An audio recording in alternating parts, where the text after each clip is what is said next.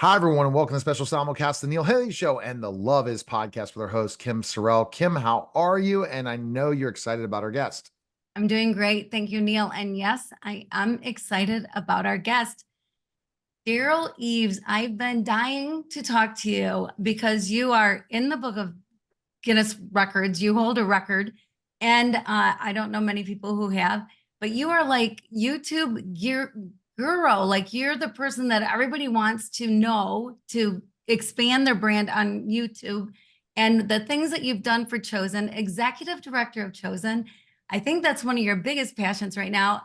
I am just thrilled to meet you. Welcome to the show. Well, thanks for having me, Kim and Neil. I'm excited to be here. Anytime I can talk about The Chosen is a great day, let me tell you. I feel the same. I feel the same. I tell everybody I know about The Chosen, and if they haven't watched it, I harass them until they do because it is You're so one of those, good. Kim. You like to harass me, like, "Hey, have you watched it yet? Have you watched it I'm, yet?" I'm totally. I have the We've been shirt. praying for people like you for a very long time. So. Well, thank you. I appreciate the prayers, but it is so good. It really is so good. And I know that people would not be watching it if they didn't know about it.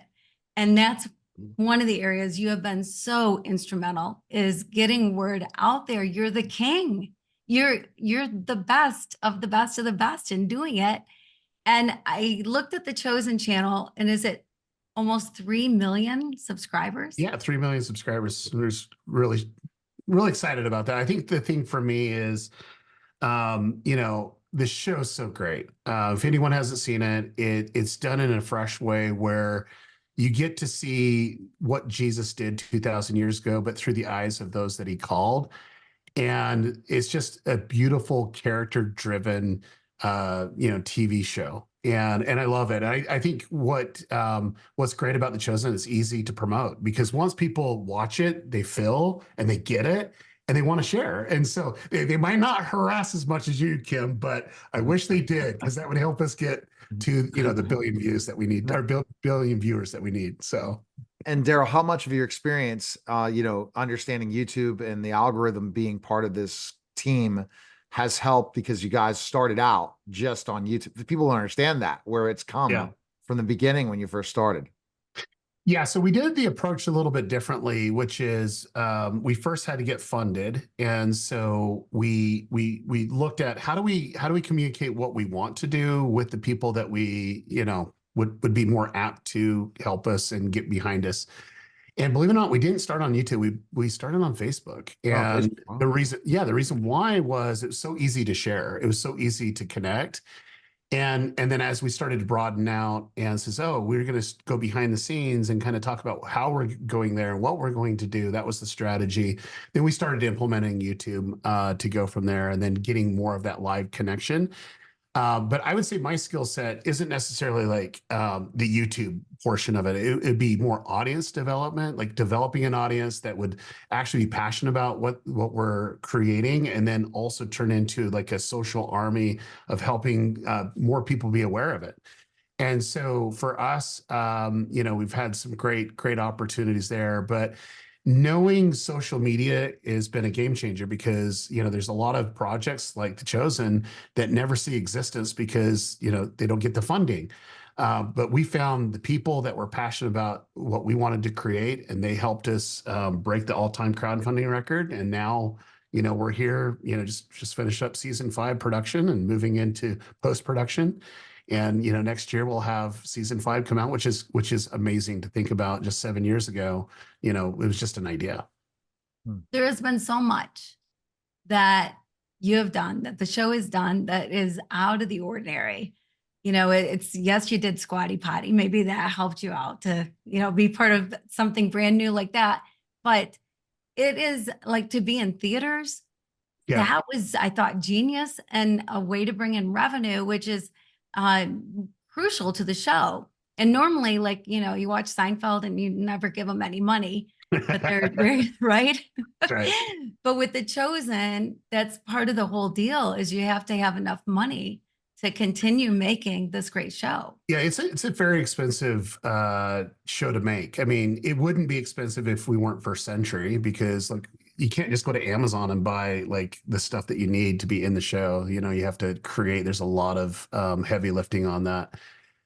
Period pieces are always expensive. But that being said, when we really break it down with the content, it's just beautiful. It's around if it's around Jesus's life, and I think there's so many people know of him, I've heard of him, but then they never really imagine of how his relationships really were. I mean, they just go and read, oh, here's a miracle here, whatever, and there wasn't a lot of context. There wasn't a lot of things that could have led up to that. And I look at our society today, and there's just a lot that's going on that's very similar to what happened in first century. And so there's some great opportunities to connect, and there's great opportunities where we can see ourselves in situations. And I think that's where Dallas and the writers have just knocked it out of the park. And then two, that help get more people aware where they're buying, our merchandising, which helps fund the show, which is going on different platforms, which helps the show. And just context, the reason why we go into theaters is to have people, discover it in a new way. Yeah. And then give an opportunity to go and pull people to go to the theater with them, because nobody likes to go to the theater alone. They're always bringing somebody with them. And that gives the opportunity to invite people to, come and see what The Chosen's all about. And so for us, that's kind of the strategy there, but it would never work if the content really didn't connect.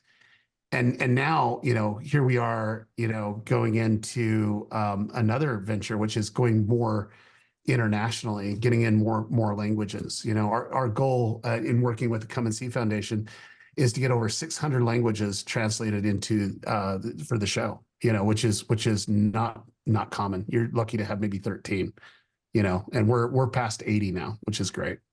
And that's so interesting when you talk about this whole development and growth factor. Now, with The Chosen, are there some special things you can tell us without giving anything away of what to expect? Because, people could have started season 1, but what is new for all these Chosen, fans saying, if I could have minutes with Daryl, this is what I'm going to ask, but not give it away. You have no idea, Neil. Like, my phone blows up after an episode. It's like, you got to explain yourself. What is going on here? And I'm like, oh my gosh, there's too invested in this, which is good. I would say if you want to know what's going to happen in the show, just crack open your Bible. It's all there. It's like literally. But in seriousness, the end of season 4, Jesus was just getting ready to go into his triumphal entry into Jerusalem, and it's basically all of season 5 is the Holy Week. Oh, wow. And I cannot wait. And what I've told people before is every character storyline has put in place for the rest of the show. Like every conspiring activities or struggles that's happening, those stories are now set in play, and we get to watch it unfold. And we know how the story goes.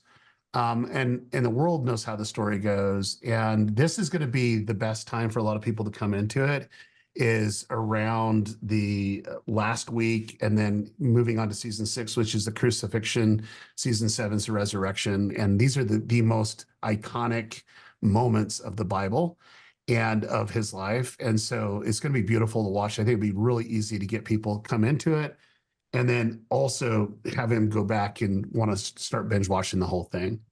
Fantastic. Yeah, I love it. I love that. Yeah. And I'm so glad that you said that the crucifixion is season 6. Now I'm not so afraid to watch season 5. So thank you for that. Well, Kim, I want to warn you, get your tissues. You're going to need it. And if you're really smart, buy some stock into Kleenex, because you're gonna go through a lot. So wow. So Holy Week is very interesting, and releasing it earlier, it's going to get a rewatch big time when Holy Week really comes. Did you ever think of that? We don't have the release dates yet. No, we don't. So it could potentially could be the same time. It could like we're still in the mode of how we're going to deliver it. We're always trying to do stuff fresh, and so we should have some announcements, as the months, go by, of when that's actually going to release. Yeah, that's so cool. If I have any ideas for you, I'll be sure to let you know. Oh, you have a lot of ideas. We get a lot of ideas too, which is fun. I'm sure that you do. I'm sure you do. Yeah, I just want to say too that I appreciate so much all of it. And I know you've also been instrumental in finding the sets, where to be, and they're so good.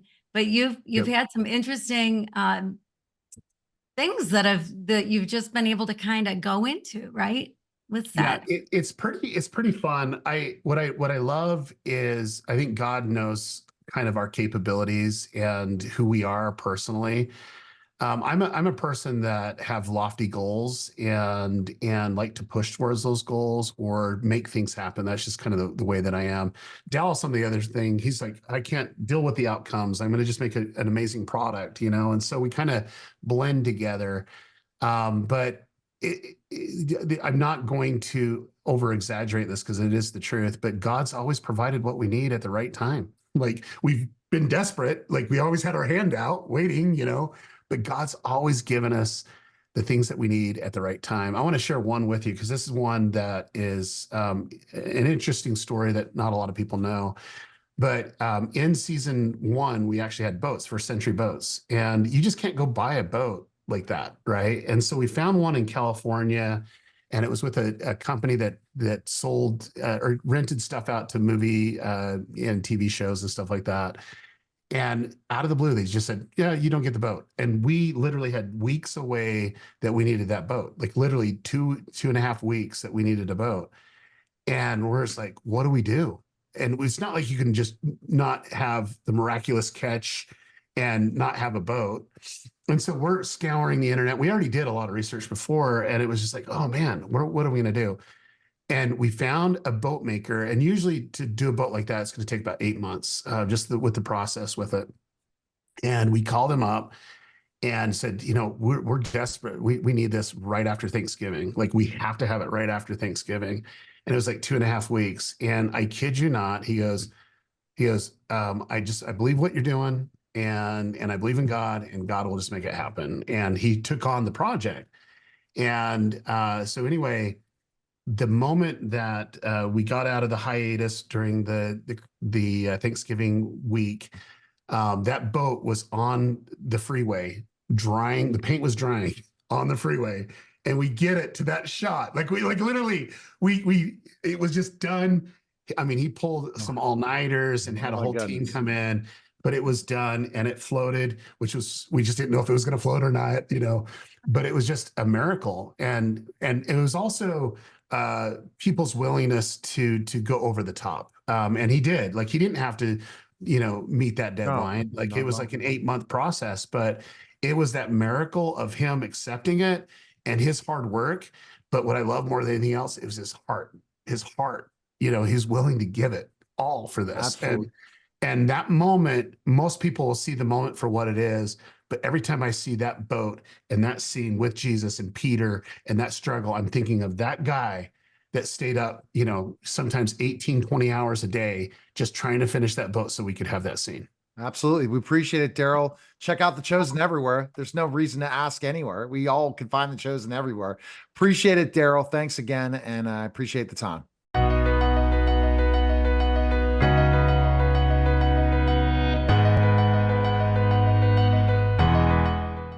Our first year of growing in this 60 by 60 plot of land, we grew 2,500 pounds of produce. And this past year, we were able to harvest, with the assistance of all of our community partners, we harvested 18,000 pounds of produce. And that produce went directly to each of our 3 food pantries throughout the summer.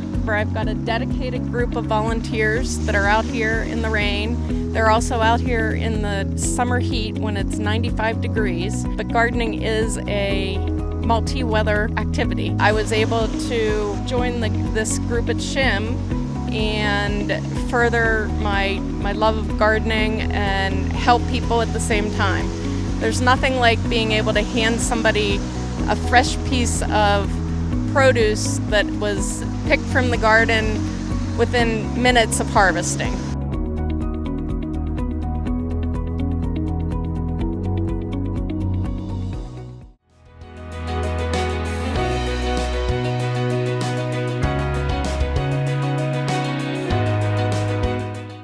Kim, how are you? I know you're excited about our guest. I'm doing great. Thank you, Neil. And I am excited about our guest for many different reasons.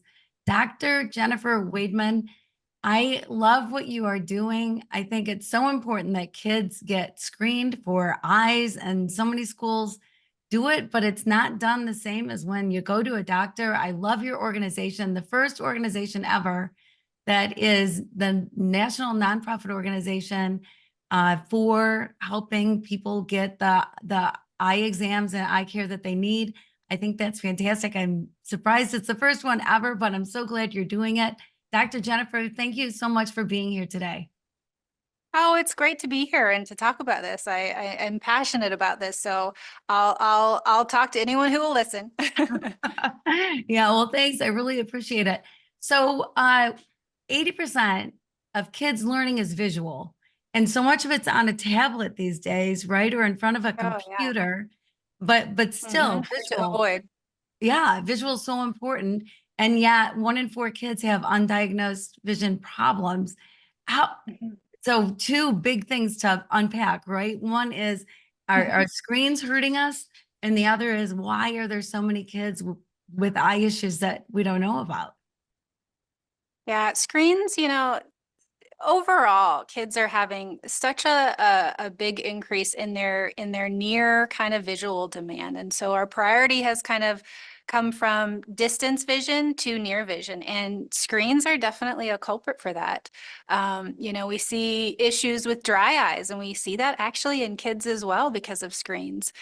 We see issues with headaches and fatigue and blurry vision. One thing kind of overarching in, eye care is, the concern about an increase in nearsightedness in our kids. And so we're seeing nearsighted, fair prescriptions in younger kids nowadays. Wow. And what your hope is to do is get them to eye exams, even though they can't, some of them cannot afford them, instead of just waiting for the eye test at school. That's pretty much part of what you want, is to get them the what they need so they can be successful in school and keep their eyes healthy, right? Oh, 100%. And vision screening is a good first step. I mean, that definitely kind of is a great option for, detecting kind of some obvious visual issues. But a comprehensive eye exam goes so much more into detail about how their eyes are working and teaming together, the overall eye health. And so it sets a good kind of healthy habit and gives us kind of a baseline. So if we are finding issues, whether it's a prescription or an eye health issues, we can proactively, treat that patient and prevent, any changes in the future is the goal.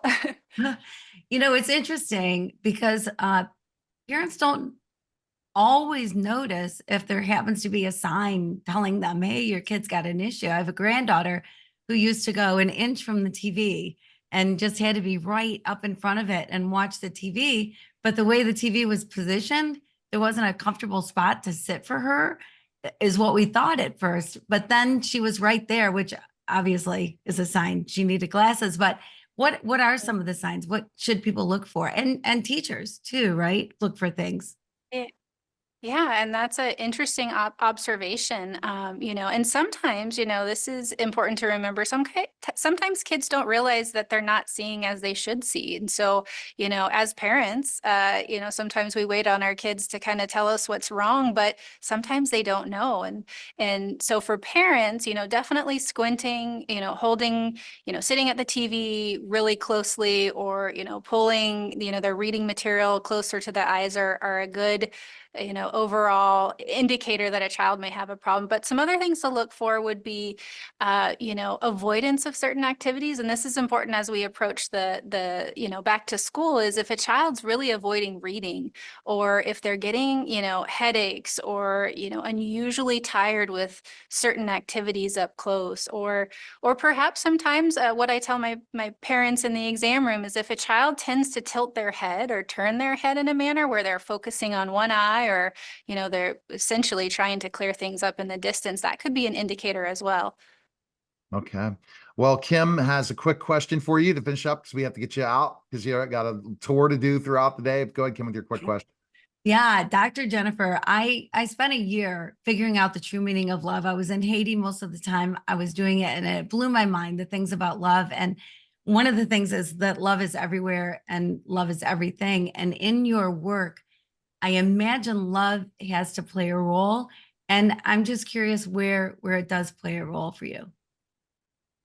Oh, I really enjoy and love the patient interaction and connecting with patients. And so I get to do it on a really important, feel or a topic with vision and eyes, which is arguably our most important sense. And so, combining those two things, it just is really, it provides a lot of purpose and meaning for me personally. All right. Well, excellent. Best place we can find information. Where can we go? A good source is vsp.com/eye doctor. From there, you can find an eye doctor in your community and local area.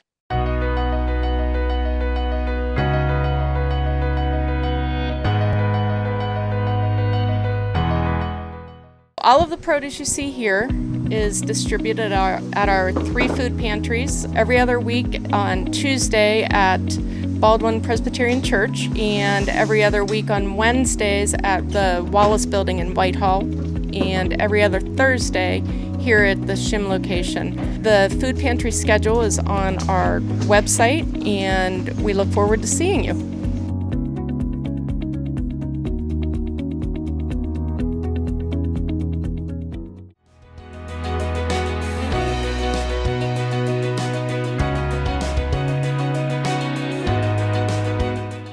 Inspiring stories is something that all of us go through these trials and tribulations. We think we're going on the right track, and yet human nature takes us somewhere else, and we kind of have this wake-up call. And my guest today, Ed Jackson's going to talk about the mountain within me and how his kind of story has gone. But wouldn't you agree, Ed? It's something that, like, literally we just think we know it, right? We're in good shape. Everything's going as planned.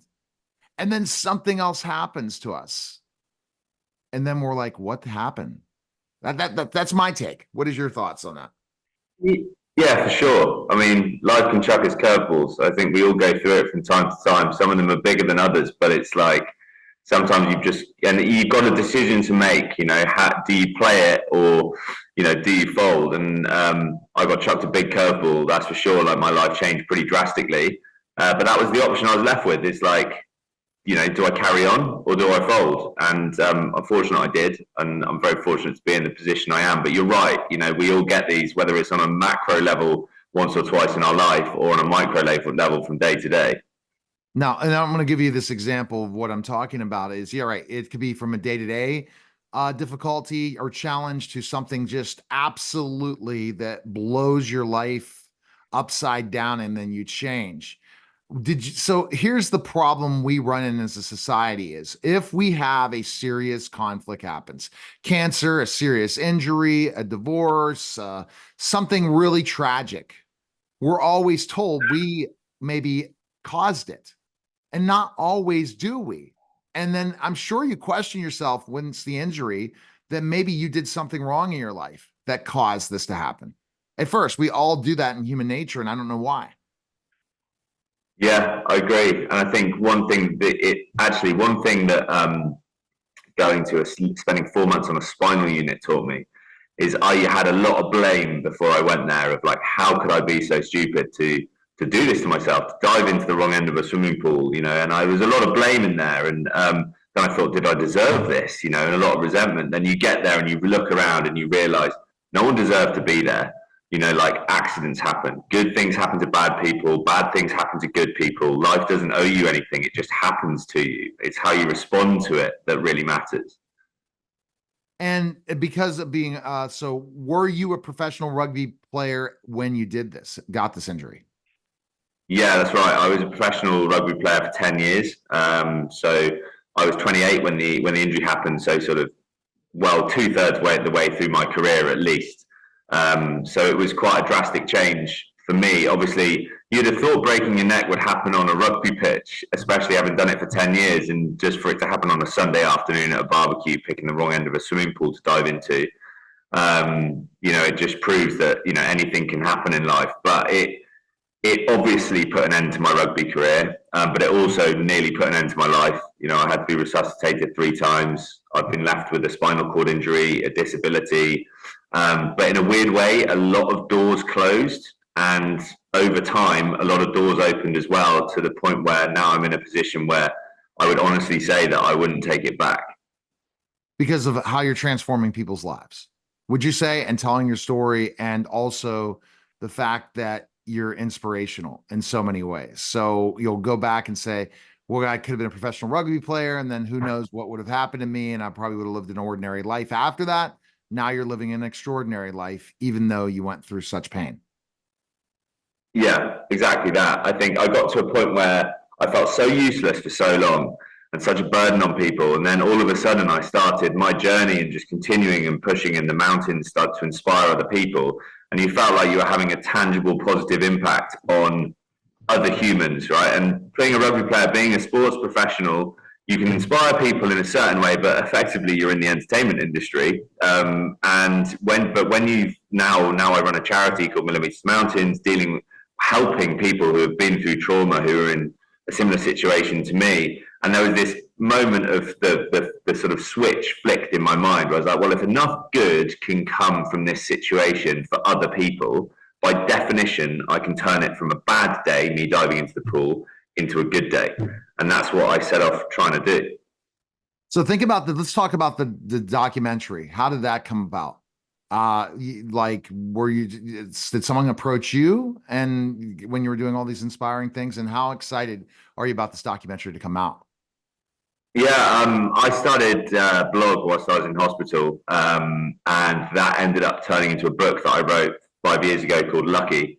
And then I got a call about 3 years ago from a lady called Helen Parker, who introduced herself saying, I've read your book, I think it could be a film. I work with Universal Studios. And of course I thought that was a joke. I was like, come on, call the other one. Who actually is this? And it turned out it was real.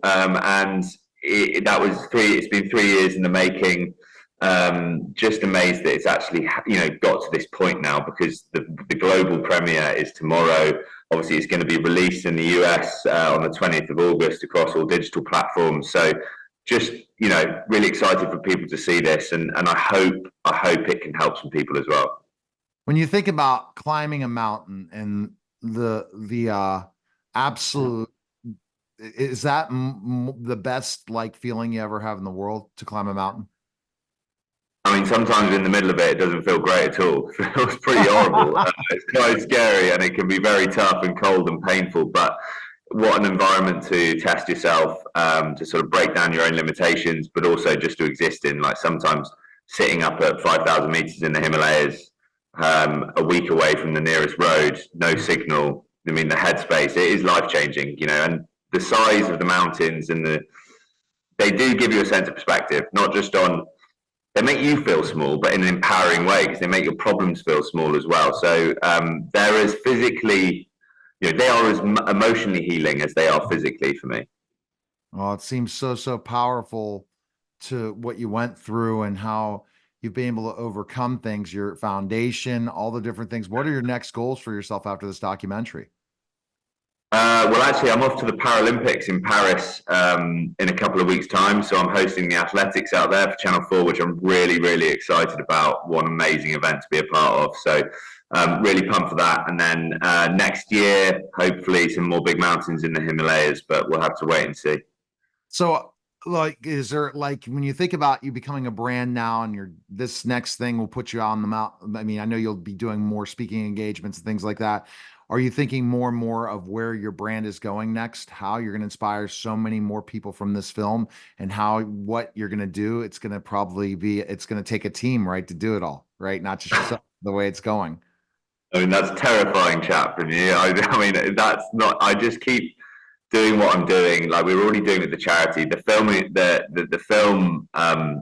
we didn't do any specific shoots for it. They just followed what was already going on, the climbs that I was taking on. But of course, if I can have a more positive impact on a wider group of people, then I would love that. But I'm not very good with social media and exposure, and I keep getting told off by my agent for doing loads of stuff for free and things like that. So I definitely would need a team around me if it ever got to that stage. That's for sure. Well, it's going to get to that stage because ultimately, do you see a documentary into a film at one point about your life story? Could that happen? You go from documentary to film? Wow, never even comprehended that. I mean, this is obviously a feature-length documentary, so Yeah, but I mean, it could be a film at one point. I mean, a story be, especially if your with story actors and starts to go and, you know, bring that thing. So where can people check it out? Best place. yeah. So from August 20th in the US, it's going to be across all major digital platforms to rent or own. So yeah, just excited for people to see it, and I'd love to hear people's feedback as well once it's out there. Oh, we appreciate it. Your story is amazing. It makes me now, you know, whatever pain I'm going through, to know what you've gone through and how you get up every day and rock it. That should make everyone say, take life is a journey and make it the best. And it seems like you are doing that, Ed, through the most once one bad decision changed your life forever, but it changed it in a great way for what you're going to be able to inspire so many people and let your legacy live on forever. So appreciate it, Ed. Thanks again.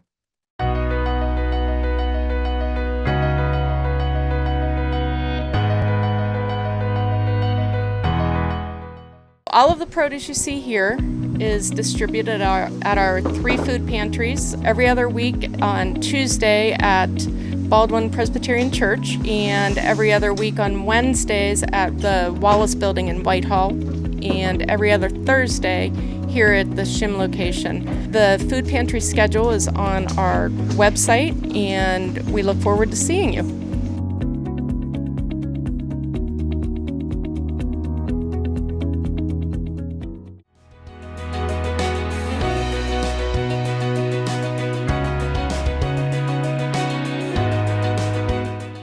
Greg, what's going on, man? How are you? Yeah, I'm doing fantastic. Neil, how about you? I'm ready for the 60-day hustle, because if I can have someone in the seat like this, and I'm sure he's hundreds of thousands of dollars an hour, or like thousands of dollars an hour to get to coach, and I get him one-on-one, go figure, Greg. You know, we have Rudy Moore join us to talk about 60-day hustle on Amazon. How are you, Rudy? Thanks for stopping by. Yeah, it's a pleasure to be here. I'm good and always hustling. I love the always hustling. Your chair is perfect for me. I'm 6'10". I need a chair like that, and that would be a normal chair for me, Rudy, wouldn't it? Yeah, that's the truth. Rudy, tell us about the 60-day hustle.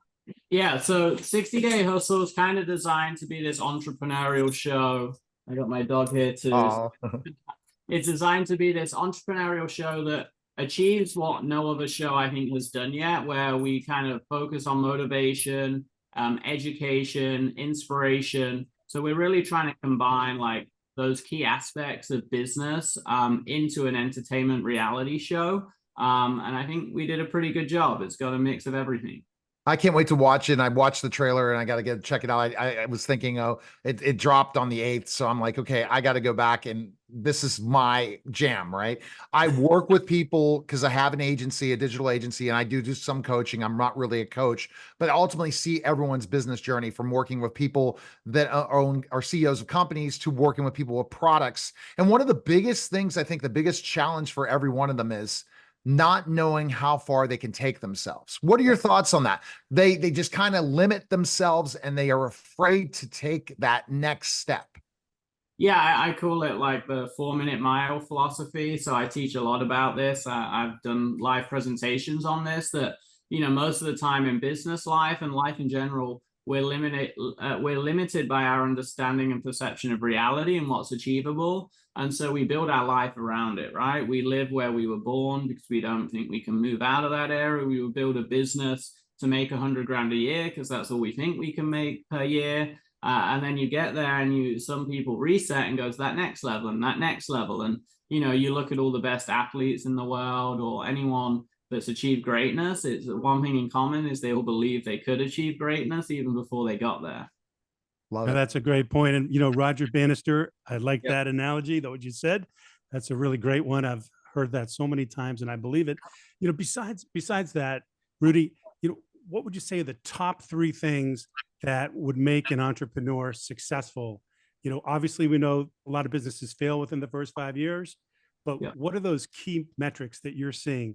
What KPIs do they manage to for those top three things for the ones that are successful? Yeah, I think it's a blend of like personality, right? Because as an entrepreneur in a small business, it's really like you that has to make it move. So I think we've already talked about kind of one, which is the mindset, right? The power of belief, the ability to go all in. You know, most entrepreneurs have high risk tolerance. So the mindset side is probably one. Number two is, I always believe, is having a compelling product and an offer that you can actually sell to the masses. You know, we meet a lot of people where they kind of have a product, but it's not really unique and they don't really know how to portray it well. And it's like, it's very hard to sell. So, you know, a big part of my job, and you even see this in episode 1 of the show, is taking something and unpackaging it to make it presentable and clear and what we call irresistible to the audience or the potential buyer. So I'd say that's number 2. And then I would say number 3 is like really investing in marketing and sales. I think sadly, a lot of entrepreneurs think they make a good product and sales will just magically appear, but no one's going to come to your website or your social media unless you're able to really master marketing and sales. And that's so key. And the thing is can your product sell? Right. Well, I'll just go with a product. I have an amazing client that almost made it to Shark Tank called Wash and Jacks. And what I've learned from Wash and Jacks is specifically a great product, put it out in the market, had great reviews, get the Amazon store set up because they were having a different distributor, and bam, it sells. Yeah. The thing I learned from that process, you know, I've worked with a lot of authors, I've worked with other different people. It's if you're a great product and service and you get it to the right audience and you spend the right money, you're going to have success. Yeah. It's that bottom line. If why it's not selling, what do you tell people, especially in 60-day hustle, how what they don't understand about that whole thing? They think sales will happen and their product isn't great. How do you kind of explain that to them so they don't, because it's their baby. It's like telling your kid's ugly. You know what I mean? I think I break it down, you know, because I do this for many years and thousands of people. I try and simplify things. I break, you know, selling your product and scaling your business in the early days into 2 simple aspects. Aspect number 1 is traffic. You need people to actually go to your website to be able to buy. If you own a restaurant, you need people to walk in the front door. You can't get away from that in any aspect of business. You need people to know about you, and you need a lot of traffic or eyeballs on your business. Number 2 is, you need to be able to clearly differentiate yourself. And again, coming back to the product, what I call irresistible. And some of the feedback in the show was like, I like the idea, I like the product, but it's very similar to everything else out there. And I even tell them, I'm like, hey, I think if you would come in and your product was a little different and it did these things instead, you would have created what I call separation, enough separation to create more of a blue ocean for yourself where there is less competition. So yeah, really those 2 things. That's pretty amazing. So Rudy, you know, obviously I'm a little bit older, right? So a lot of my listeners are boomers and Gen Xers. You know, we did a lot of cold calling in person and on the phone. Things have changed quite a bit now. I can't get anybody to pick up a phone. And if you try, you can't find them with the search warrant. What recommendations could you have for people like me and so on that are trying to build a solid pipeline and really get sales rolling? Yeah, I think it's about automating. It's about automating your business now through social and lead generation. Like, you know, I'm a big proponent of advertising and ad spend. Like, I've spent millions of my own money and tens of millions for advertising on social media. I think 90% of businesses now can create a system where the leads come to them. So a great example is just yesterday in my business, we had over 120 leads in one of my companies inbound, right? Where they actually come in and we actually automatically qualify them through a qualification process where they're answering questions. And of those 120 leads, about 50 of them ended up booking on a sales call where they show up to the sales call. And you know, like you said, that's probably like a dream come true for a lot of businesses where they get 50 sales calls booked in a day. But again, because we built that automated process and it's qualifying them during the process. So yeah. And spending money to make money. Well, yeah, we spent a couple of grand just to generate those leads, and that's fine. I've spent 10, 20, 30 grand a day for many years of my life on advertising. And a lot of people don't, I think smaller entrepreneurs are scared of spending money, but you've got to spend money to make money. And it's an irrelevant point about spending money. If you spend $2,000 and make $5,000 or 10 grand back, then you're just going to keep doing it. And that's how I've grown my businesses. And Now, Rudy, 60-day where would the dinosaur begin to look into doing that type of marketing and lead gen?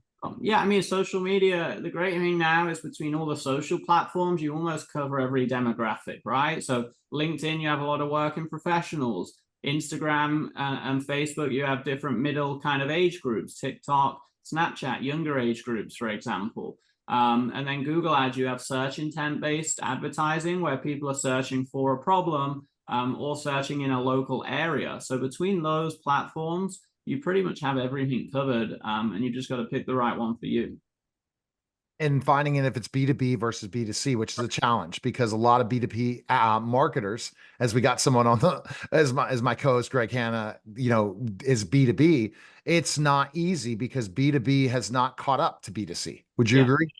Yeah, B2B, you know, most of what I do is B2C for that reason, because it's mass market. B2B, you know, we've done some in that space, and it's a little more what I call like a sniper approach, right? Where it's more intentional, it's more maybe in LinkedIn going after executives and having, you know, appointment setters or virtual assistants doing more outreach. But it's pros and cons, right? B2C, you can get hundreds of leads and sales calls, but B2B, you might only need a few to make $1 million, whereas B2C, you might need 100,000, right? So there's pros and cons. Now, Greg, I want to jump on another question, then you can get right back. This is one man. that was really interesting. Is in 60-day hustle, do we see those specific things of different types of businesses, not just B2C, but B2B as well in the process? Or is it all mostly B2C people on the show? Yeah, I think it's a mix. It's an interesting mix. I mean, it is a little more B2C consumer focused, but it's a great mix of businesses. It's a great mix of like I said, education, inspiration, and motivation. And I think we do a good job of not making it like a boring educational thing. It's still got a lot of fun components and challenge components to it. But everyone that's watched it, you know, they actually walk away and go, wow, I actually really learned something here.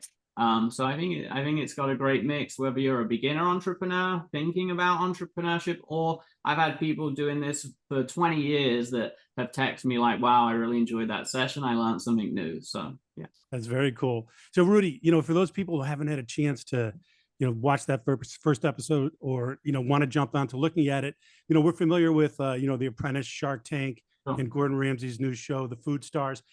What's different about your show, and why should people jump on that and give you guys the cycles? Yeah, look, I mean, I think it like I said, it's a bit more of a blend of reality TV with a challenge aspect, with a pitch panel aspect, and an educational aspect. So there's definitely a mix in there that you don't see in these other shows. And don't get me wrong, I love those other shows. I grew up watching some of them, and I'm friends with some of the people on some of those other shows. And they are awesome. But I think in general, there's a lack of good shows in that category. You listed 3, but you can't go on and list 30 probably, like you can in most niches. So I think there's a lack of content in that area. And secondly, if you like those shows, imagine you would put them all in a bowl and mix them together, and you have 60-day hustle. Well, and that's what I mean, I watched the trailer and I'm like, I'm hooked. I'm like, okay, I had a challenging weekend, or I would already watched it. But I am just absolutely impressed with that. What about the whole situation as an entrepreneur? How do we unplug? This is the addiction of entrepreneurship. We can allow everyone in our lives to say, okay, they're a distraction, I'm gonna get them out. And it really can become that work-life balance is so strange when it comes to entrepreneurship. What are your thoughts on that?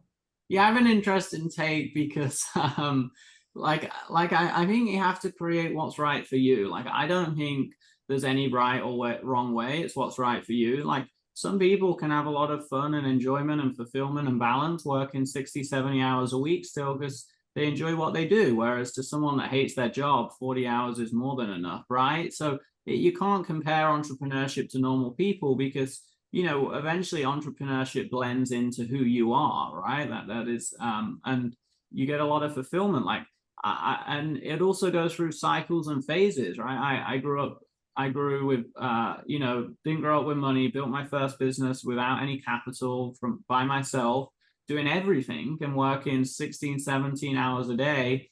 Now I have, you know, I grew to 120 employees last year. and I work a little less, but less to me is still 50, 60 hours. And that feels like I'm not working that much, honestly.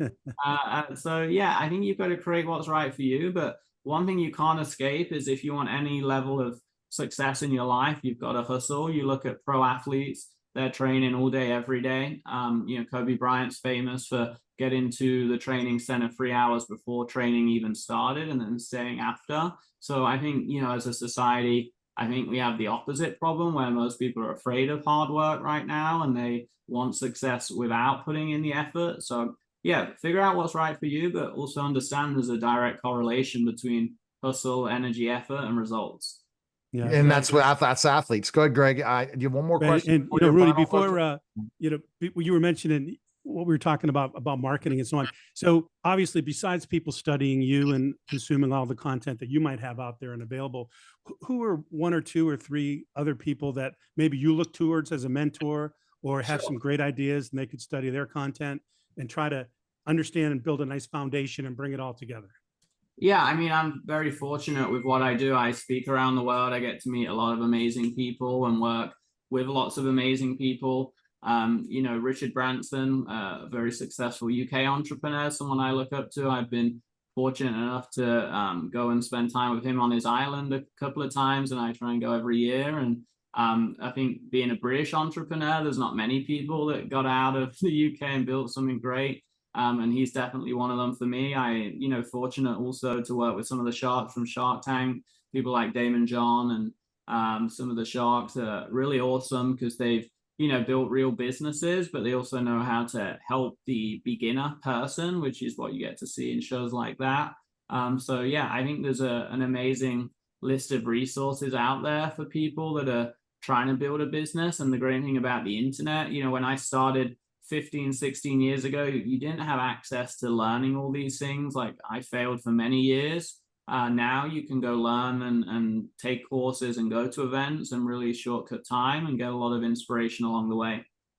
All right. Greg has a final question for you. So I got a great question for you. I can't wait to hear your answer. And thanks. And, Neil, I have to tell you, we got to get some Moa Rudy. We have to have him back, So tell me, Rudy, what do you feel is the most important thing in life you've ever learned? I think your energy environment and the people you spend your time with will dictate your happiness and success. Like I've moved countries, I've moved cities, I've surrounded myself with great people. And I think you get to choose where you live, you get to choose the people you spend your time with, and you have to protect your energy and environment as your most precious asset. Most people say it's time. I actually think it's energy and environment first. And just being with the right people that support your goals and dreams, and being you. And people say, like, one thing they love about me is I'm myself and I don't care what others think about me, and I'm doing my own. They joke that we're in Rudy's world, right? And that's what I've always been like. And I think that's a secret to happiness, because especially with the internet now, everyone's too focused on what everyone else thinks about them versus living their version of their perfect life. All right. Well, thank you. Fantastic stuff. Check out 60-Day Hustle, available today on Amazon Prime. And we'll check it out. Appreciate it again, Rudy. Great stuff, and best of luck to you in your career and continued growth. Yeah. All right. All right. That's a special simulcast of the Neil Haley Show and celebrity interviews live from the Grotto of Greg Hanna. Guys, take care.